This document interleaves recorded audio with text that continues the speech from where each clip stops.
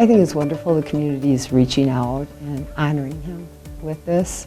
He would prefer that he could raise someone else up and see them up there on the stage, but with the things that he's reached out and done in the community, I'm just so excited for him, and I can't wait to see him receive this award. In a small town, people like Jack are the ones who are kind of the foundation of the backbone of a community like this. I would always call him, kiddingly, Mr. Burlington, because that was him. He was so much in the community, so much respect. They're a special breed, and in this day and age especially, I look for all the Jack Berries I can find. I want them in the community. Jack is certainly worthy of any consideration or awards that is given to him, and they probably are long overdue, because Jack has, I've known him for 50 years now, and I've watched how he works and the roles he takes. Tireless worker, he just keeps going at things. Doesn't look for all the glory. But the thing about Jack is it wasn't just a job to him, it was something personal. And I think we'll all say, when he met somebody, it wasn't just that he was trying to maybe get them to come to bank with our bank, but he was a true friend.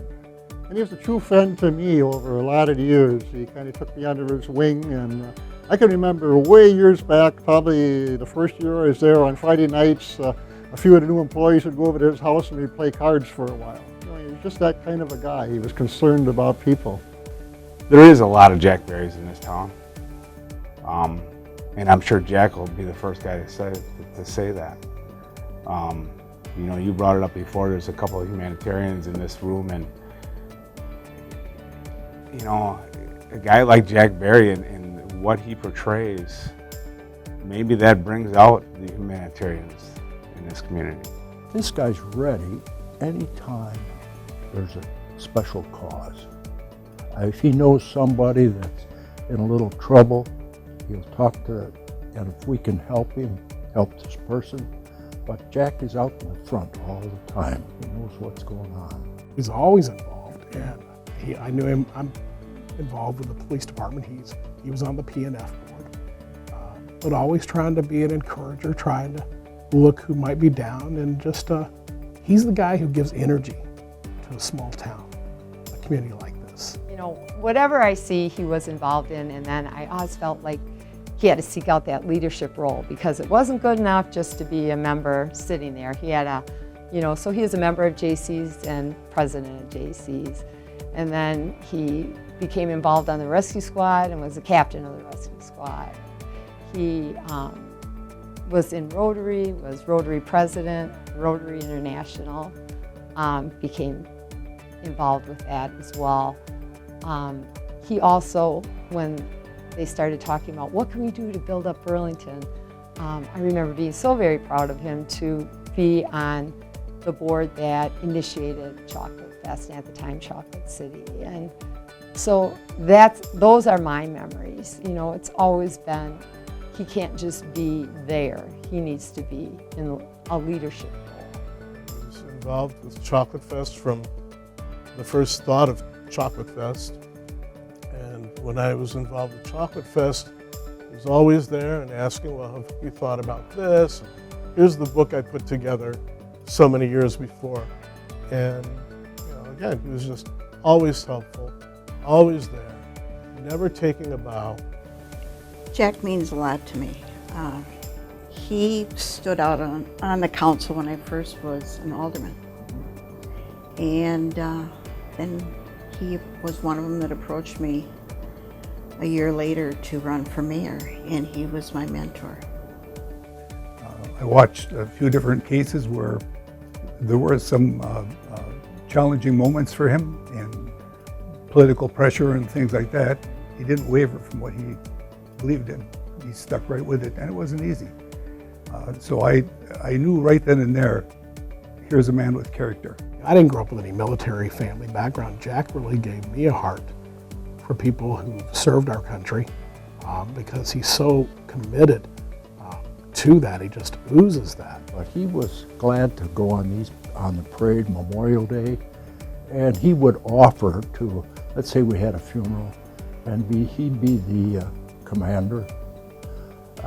He's a very patriotic person. My dad and him were on the rescue squad, and many great memories there. I remember my dad talking about Jack and what he would do. He would do whatever it took to help a person or save a person's life. He was involved with a squad that didn't have much for equipment, didn't have much for ambulances. And I mean, you look at today what Rotary sponsors for us, it's unbelievable.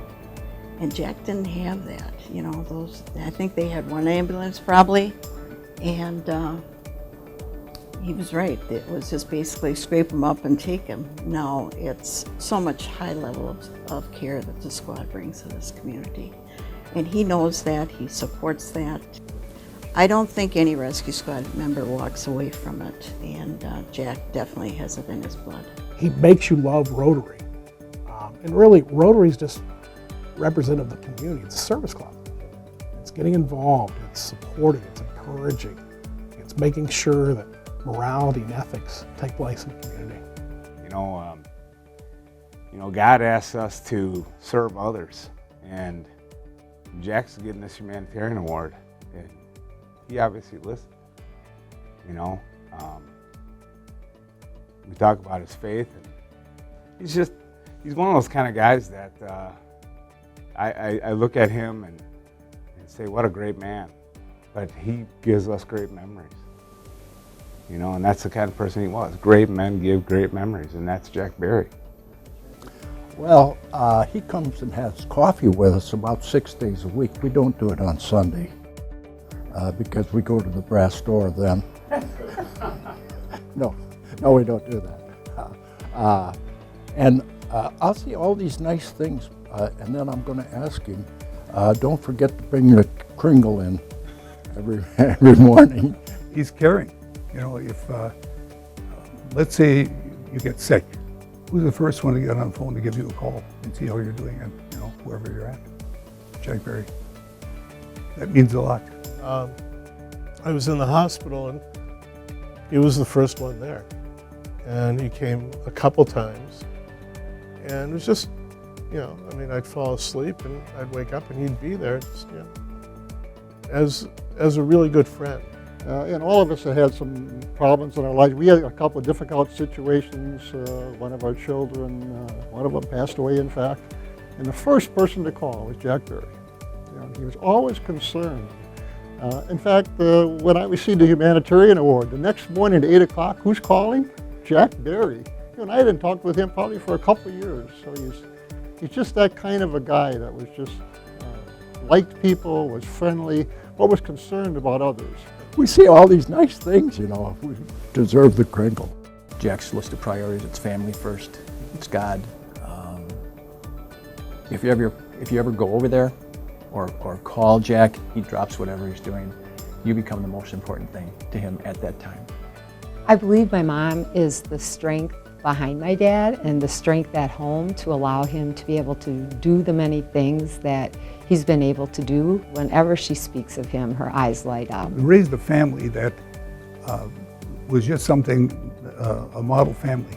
He and his wife Ruth put a lot into that family, and you could tell the special relationships that was created there.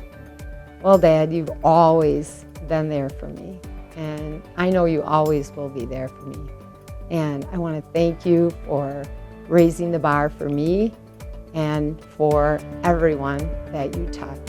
And I just want to tell you I love you very much. And don't forget, Jack. Don't forget the Kringle. There you go.